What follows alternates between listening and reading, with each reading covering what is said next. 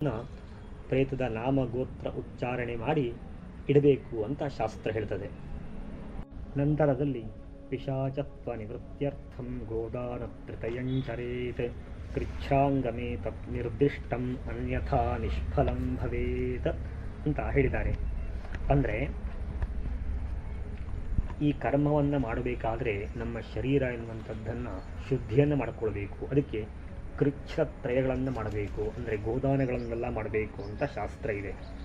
ಪ್ರತ್ಯಕ್ಷವಾಗಿ ಗೋದಾನಗಳನ್ನು ಮಾಡಲಿಕ್ಕೆ ಹೋದರೆ ಈಗಿನ ಕಾಲದಲ್ಲಿ ಬಹಳ ಖರ್ಚು ಬರ್ತದೆ. ಅದನ್ನು ಪ್ರತ್ಯಕ್ಷವಾಗಿ ಮಾಡಲಿಕ್ಕೆ ಸಾಧ್ಯ ಇಲ್ಲ. ಹಾಗಾಗಿ ನೀವು ಕಷ್ಟಪಟ್ಟು ಏನು ಹಣವನ್ನು ಸಂಪಾದನೆಯನ್ನು ಮಾಡ್ತೀರೋ ಅದನ್ನು ಗೋದಾನಗಳ ಸದೃಶವಾಗಿ ಇಟ್ಟು ಈ ಕರ್ಮಕ್ಕೆ ಅಧಿಕಾರವನ್ನು ತೆಗೆದುಕೊಂಡು ಈ ಕರ್ಮವನ್ನು ಪ್ರಾರಂಭ ಮಾಡಬೇಕು ಅಂತ ಶಾಸ್ತ್ರ ಹೇಳ್ತದೆ. ವಿಶೇಷವಾಗಿ ಕೃಚ್ಛ್ರಾಂಗಮೇ ತತ್ ನಿರ್ದಿಷ್ಟಂ ಅನ್ಯಥಾ ನಿಷ್ಫಲಂ ಭವೇತ್ ಅಂತ ವಿಶೇಷವಾದಂಥ ವಚನವನ್ನು ಹಾಕಿದ್ದಾರೆ. ಅಂದರೆ ಕೃಚ್ಛ್ರಾಚರಣೆಯನ್ನು ಅಥವಾ ಗೋದಾನವನ್ನು ನೀವು ಮಾಡದೇ ಇದ್ದರೆ ಏನಾಗ್ತದೆ ಅಂತ ಕೇಳಿದರೆ ಆ ಕರ್ಮ ಎನ್ನುವಂಥದ್ದು ನಿಷ್ಫಲವಾಗ್ತದೆ, ಫಲ ಬರೋದಿಲ್ಲ ಅಂತ ಶಾಸ್ತ್ರ ಹೇಳುವಂಥ ಮಾತು. ನಂತರದಲ್ಲಿ ಸ್ಮೃತಿ ಚಿಂತಾಮಣಿ ಎನ್ನುವಂಥ ಗ್ರಂಥದಲ್ಲಿ ಒಂದು ವಾಕ್ಯ ಬರ್ತದೆ. ತತ್ರೈವ ಕುರ್ವೀತ ಚ ರುದ್ರಹೋಮಂ ತ್ರಿಪಿಂಡನಂ ಯತ್ರ ತತಃ ಪರಸ್ಯಾತ್ ದಾನಂ ಪ್ರದದ್ಯಾತ್ ದಶ ವಿಪ್ರವೃಂದೈಃ ತದಾಶಿಷಂ ಸಾಧು ವಿಭರ್ತಿ ಪಶ್ಚಾತ್. ಸ್ಮೃತಿ ಚಿಂತಾಮಣಿ ಎಂಬ ಗ್ರಂಥದಲ್ಲಿ ಆ ಒಂದು ತ್ರಿಪಿಂಡಿ ಶ್ರಾದ್ದವನ್ನು ಮಾಡುವಾಗ ಆ ಸಮಯದಲ್ಲಿ ರುದ್ರಹವನವನ್ನು ಮಾಡಬೇಕು. ರುದ್ರಹವನವನ್ನು ಮಾಡಿ ತ್ರಿಪಿಂಡಿ ಶ್ರಾದ್ದದ ವಿಧಿಯನ್ನು ಆಚರಿಸಬೇಕು. ನಂತರದಲ್ಲಿ ದಶದಾನ ಅಂತ ಬರ್ತದೆ. ದಶದಾನ ಅಂತಂದರೆ ಗೋದಾನ, ಗೋಭೂತಿಲ ಹಿರಣ್ಯಾಜ್ಯ ವಾಸೋ ಧಾನ್ಯ ಗುಡಾನಿ ಚ ರೌಪ್ಯಂ ಲವಣಮಿತ್ಯಾಹು ದಶದಾನಾ ಪ್ರಕೀರ್ತಿತಾ. ಗೋದಾನ ಪ್ರತ್ಯಕ್ಷ ಗೋದಾನವಾದರೆ ಪ್ರತ್ಯಕ್ಷವಾಗಿ ಗೋದಾನ ಮಾಡಬೇಕು, ಇಲ್ಲ ಅಂತಾದರೆ ರಜತ ಪ್ರತಿಮಾ ಗೋದಾನ ಅಂದರೆ ಬೆಳ್ಳಿಯ ಆಕಳನ್ನು ಕೊಡಬೇಕು ಅಂತ. ಎರಡನೇದು ಭೂಮಿಯ ದಾನವನ್ನು ಮಾಡಬೇಕು ಅಂತ ಇದೆ. ಭೂಮಿಯ ದಾನವನ್ನು ಮಾಡುವುದು ಈ ಕಾಲದಲ್ಲಿ ತುಂಬ ಕಷ್ಟ. ಆದ್ದರಿಂದ ಭೂದಾನ ಸಂಪತ್ತ್ಯರ್ಥವಾಗಿ ಯಥಾಶಕ್ತಿ ದಕ್ಷಿಣೆಯನ್ನು ಇಡುವಂಥದ್ದು. ಹಾಗೂ ಕರಿ ಎಳ್ಳಿನ ದಾನವನ್ನು ಮಾಡಬೇಕು. ನಂತರ ಸುವರ್ಣ ಅಂದರೆ ಚಿನ್ನದ ದಾನವನ್ನು ಮಾಡಬೇಕು ಅಂತಿದೆ. ಚಿನ್ನದ ದಾನವನ್ನು ಯಥಾಶಕ್ತಿಯಾಗಿ ಮಾಡಬೇಕು. ನಂತರ ತುಪ್ಪ ಆಜ್ಯ, ತುಪ್ಪದ ದಾನವನ್ನು ಮಾಡಬೇಕು. ನಂತರ ವಸ್ತ್ರದಾನವನ್ನು ಹೇಳಿದ್ದಾರೆ, ವಸ್ತ್ರದಾನ. ನಂತರ ಧಾನ್ಯದಾನ, ಧಾನ್ಯವನ್ನು ಸಹ ದಾನವನ್ನು ಮಾಡಬೇಕು. ನಂತರ ಬೆಲ್ಲದ ದಾನವನ್ನು ಸಹ ಮಾಡಬೇಕು. ರೌಪ್ಯ ಅಂದರೆ ಬೆಳ್ಳಿಯ ದಾನಗಳನ್ನು ಸಹ ಹೇಳಿದ್ದಾರೆ, ಆ ಬೆಳ್ಳಿಯ ದಾನಗಳನ್ನು ಸಹ ಮಾಡಬೇಕು. ನಂತರ ಲವಣ, ಉಪ್ಪಿನ ದಾನ. ಇವೆಲ್ಲವೂ ಸೇರಿ ದಶದಾನಗಳು ಅಂತ ಕರೀತೇವೆ. ದಶ ಅಂದರೆ 10, ಈ ಎಲ್ಲ ಸೇರಿ 10 ದಾನಗಳಾಗ್ತವೆ. ಈ ದಶದಾನಗಳನ್ನು ಮಾಡಬೇಕು ಅಂತ ಶಾಸ್ತ್ರದಲ್ಲಿ ಹೇಳಿದ್ದಾರೆ.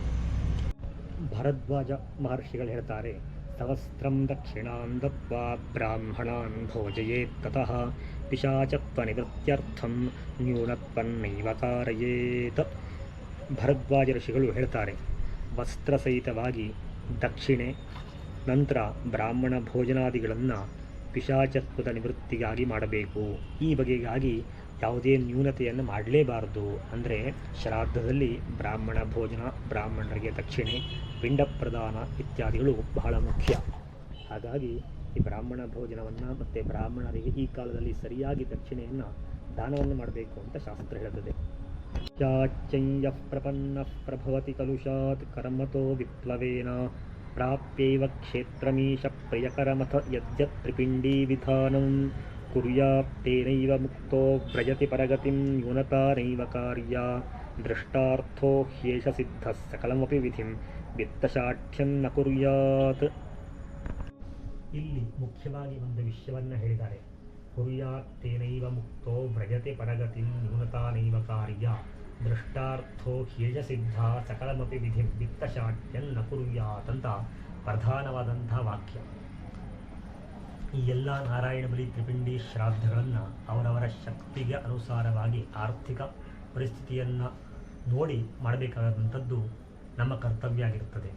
ತುಂಬ ಶ್ರೀಮಂತರು ಬಂದು ಏನೂ ಹಣವನ್ನು ದಾನವನ್ನು ಮಾಡದೆ ತುಂಬ ಸರಳ ರೀತಿಯಲ್ಲಿ ಮಾಡಿದರೂ ಸಹ ಅದಕ್ಕೆ ಫಲ ಬರೋದಿಲ್ಲ. ಅದಕ್ಕೆ ವಿತ್ತಶಾಠ್ಯನ್ನ ಕುರ್ಯಾತ್ ಅಂತ ವಿಶೇಷವಾಗಿ ಶಾಸ್ತ್ರದಲ್ಲಿ ಹೇಳಿದ್ದಾರೆ. ಅಂದರೆ ಹಣ ಇದ್ದುಕೊಂಡೂ ಸಹ ಅವರು ಅವರ ಪಿತೃಗಳಿಗೆ ಕರ್ಮದಲ್ಲಿ ನ್ಯೂನತೆಯನ್ನು ಮಾಡಿದರೆ ಅವರು ಪಿತೃಗಳಿಗೆ ಮಾಡುವಂಥ ಮೋಸವಾಗಿರುತ್ತದೆ. ಅದಕ್ಕೆ ಅವರೇ ಜವಾಬ್ದಾರಿ. ಅದಕ್ಕೆ ಸರಿಯಾಗಿ ಕರ್ಮದ ಫಲ ಎನ್ನುವಂಥದ್ದು ಬರೋದಿಲ್ಲ. ಅದಕ್ಕಾಗಿಯೇ ವಿತ್ತಶಾಠ್ಯವನ್ನು ಅಂದರೆ ಹಣ ಇದ್ದುಕೊಂಡು ಅದನ್ನು ಸರಿಯಾಗಿ ವಿನಿಯೋಗ ಮಾಡದೇ ಇದ್ದರೆ ಅದು ಸರಿಯಾದ ರೀತಿಯಲ್ಲಿ ಫಲ ಬರೋದಿಲ್ಲ ಅಂತ ಶಾಸ್ತ್ರ ಹೇಳ್ತದೆ.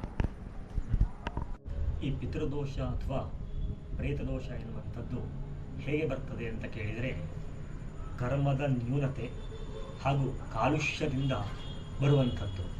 ಉದಾಹರಣೆಗಾಗಿ ಬ್ರಾಹ್ಮಣರು, ಕ್ಷತ್ರಿಯರು, ವೈಶ್ಯರು ಇತ್ಯಾದಿ 3 ವರ್ಣದವರಿಗೂ ಸಹ ಅನೇಕ ಥರದ ಅನುಷ್ಠಾನವನ್ನು ಹೇಳಿದ್ದಾರೆ. ಬ್ರಾಹ್ಮಣರು, ಕ್ಷತ್ರಿಯರು, ವೈಶ್ಯರು ಎಲ್ಲ ಉಪನಯನವಾದ ಕೂಡಲೇ ಸ್ನಾನ ಸಂಧ್ಯಾವಂದನೆಗಳನ್ನೆಲ್ಲ ಮಾಡಬೇಕು, ಉಪಾಸನಾದಿಗಳನ್ನೆಲ್ಲ ಮಾಡಬೇಕು ಅಂತ ಶಾಸ್ತ್ರದಲ್ಲಿ ಹೇಳಿದ್ದಾರೆ. ಮತ್ತು ವಿಧಿವತ್ತಾಗಿ ಷಟ್ಕರ್ಮಗಳು ಅಧ್ಯಯನ, ಅಧ್ಯಾಪನ, ದಾನ, ಪ್ರತಿಗ್ರಹ ಇತ್ಯಾದಿಗಳನ್ನೆಲ್ಲವನ್ನೂ ಮಾಡಬೇಕು ಅಂತ ಹೇಳಿದ್ದಾರೆ. ಮತ್ತು ತಂದೆ ತಾಯಿಗಳ ಮೃತತಿಥಿಯಲ್ಲಿ ಶ್ರಾದ್ದಗಳನ್ನೆಲ್ಲ ಮಾಡಬೇಕು ಅಂತ ಹೇಳಿದ್ದಾರೆ. ಆದರೆ ಎಷ್ಟೋ ಕರ್ಮಗಳನ್ನು ನಾವು ನಮಗೆ ಹೇಳಿರುವಂತಹ ಕರ್ಮಗಳನ್ನೆಲ್ಲ ಬಿಡ್ತೇವೆ. ಇದರಿಂದ ಕಾಲುಷ್ಯ ಎನ್ನುವಂಥದ್ದು ಉತ್ಪನ್ನವಾಗ್ತದೆ. ಈ ಕಾಲುಷ್ಯವೇ ಮುಖ್ಯವಾದ ಕಾರಣ. ವರ್ಷಕ್ಕೆ ಷಣ್ಣಮತಿ ಶ್ರಾದ್ದಗಳನ್ನು ಮಾಡಬೇಕು ಅಂತ ಶಾಸ್ತ್ರ ಹೇಳ್ತದೆ. 96 ವಿಧದ ಶ್ರಾದ್ದಗಳಾಗ್ತವೆ. ಆ ಎಲ್ಲ ಶ್ರಾದ್ದಗಳನ್ನು ನಾವು ಬಿಟ್ಟಿದ್ದೇವೆ. ಇದರಿಂದಲೂ ಸಹ ಮೃತರಾದಂಥ ಆತ್ಮಕ್ಕೆ ಸದ್ಗತಿ ಎನ್ನುವಂಥದ್ದು ಪ್ರಾಪ್ತವಾಗೋದಿಲ್ಲ.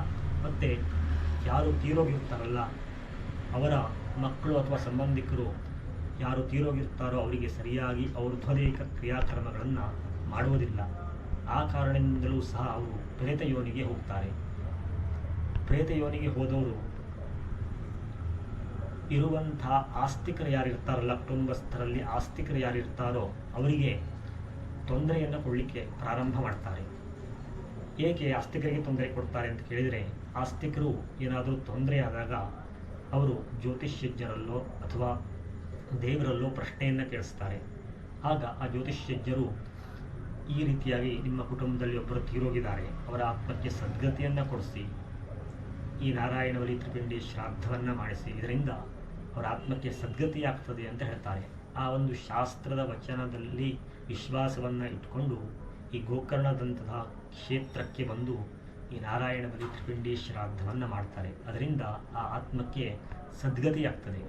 ಇಲ್ಲಿ ವಿಶೇಷವಾಗಿ ನಾರಾಯಣ ಬಲಿಯಲ್ಲಿ ಮೊದಲು ಸಂಕಲ್ಪವನ್ನು ಮಾಡ್ತಾರೆ, ಗಣಪತಿ ಪೂಜೆಯನ್ನು ಮಾಡಿಸ್ತಾರೆ.